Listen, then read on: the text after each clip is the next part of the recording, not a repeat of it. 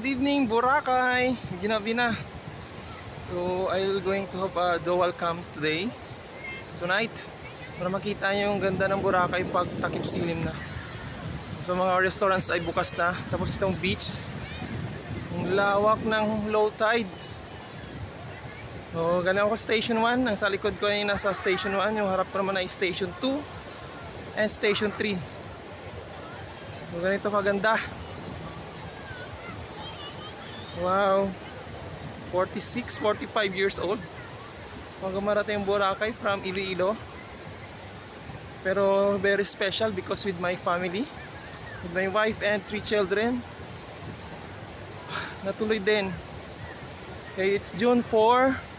Kahapon pa po kami rito and tomorrow will be our trip to Iloilo. Kaya sinulit namin ito ngayong gabi, maghapon, ng araw na to. Ganda, Boracay. So I've been there. Yung mga anak ko nag-try ng surfing. So video to release soon. No, gusto ko lang ipakita, share sa inyo. You only live once. Piolo, plan, you only live once. You have to plan. It takes 45 years para makapag-experience ng ganito, but no regrets. Kasamang family. Very good, very good, very good. Lord, thank you. Ganda. Ayun o, takip silim na yung mga restaurants, bukas na yung mga lights nila. Tapos ang beach ganito. Oh, we will not enjoy in this time of the day. Wow. Oh, I can't get over. Take pictures, take videos. How do you enjoy life?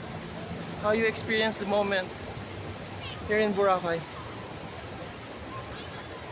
Galing, daming tao pa sa beach. Ng mga anak ko, isa dun sa mga naglalangoy pa ngayon. So tomorrow ulit, gagawin ulit namin yan. So have the 360 view. In front, station 2 to 3. At the back is station 1. Diba? Ganda?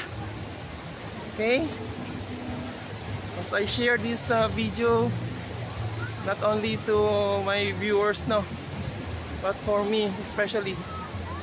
Of course, pinagplanuhan, pinaghirapan po to na ma-experience ng ganito. I love the Philippines talaga. Okay, ayan, daming naglalaro, tatampisaw. Enjoy lang lahat. Okay, I will get.